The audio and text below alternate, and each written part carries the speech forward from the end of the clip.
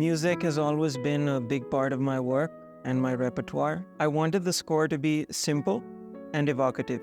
Working with Carmine Di Florio and Jose Carlos on the score for The Glassworker was just a wonderful experience. I began writing motifs for the film early on, and then I would present them to Carmine. And then he would write some motifs and present them to me. We had a lot of fun back and forths. He was a great collaborative partner and knew exactly what I wanted.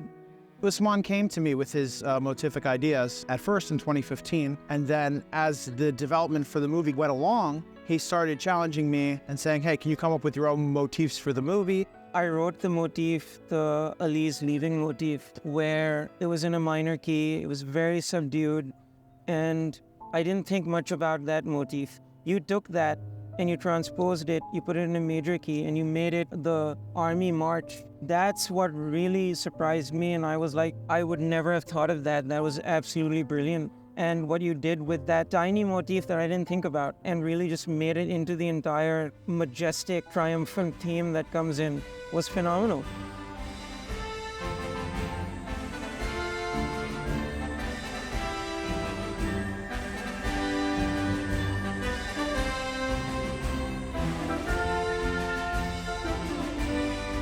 I first came into contact with this film at Berklee College of Music. I remember Usman would stay up all night in his dorm working on this film, on the storyboards. So I got to see a very early version of the film. The music is as essential to the film as the glass blowing. Ali's is finding her own voice on the violin. As a director, you understand music very well, and that's a great strength to have as a director, because then that allows you to communicate with me on a very atomic level as well as on a general level, and it helped us sort of hone in and really find the right tone for this film. I knew what I wanted the pieces to sound like. I remember we referenced Bach a lot for all of the music that the kids are playing in a formal setting.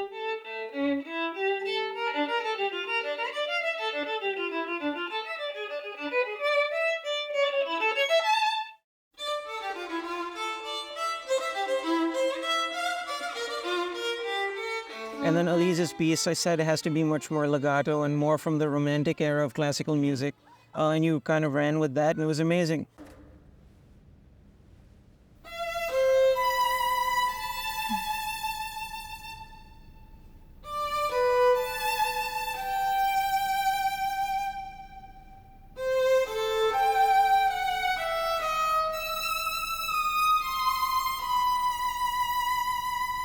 I have to give a lot of kudos to you and the entire animation team. And you guys took on the monumental challenge, not only just for an animated film, but for your very first animated film. Yeah. To actually attempt to animate the finger positions. And I just think that's something really commendable. Being able to work with the people that I've worked with, the wonderful musicians, Carmine the composer, Usman the director, just the entire process of making the film itself was fantastic.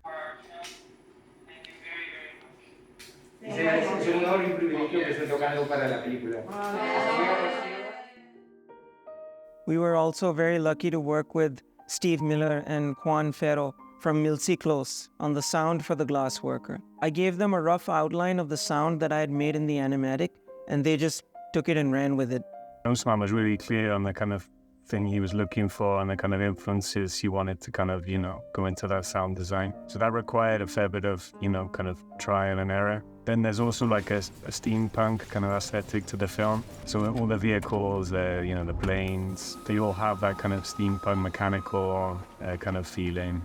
Also, some of the background ambiences, I think, the idea that in the glass shop itself, there's kind of the big furnace, which kind of is omnipresent, to kind of give you the perspectives, from the different spaces within the shop. And that also required, kind of some different treatment and spatialization. There's a lot of elements in the film, gives you the space to create with sound. For example, the machines that works with glass, steam, the jing, which is this special energy that Usman created for the film.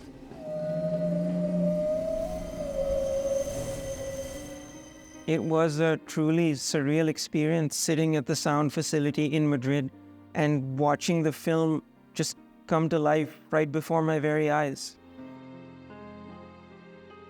It was a big moment for us all.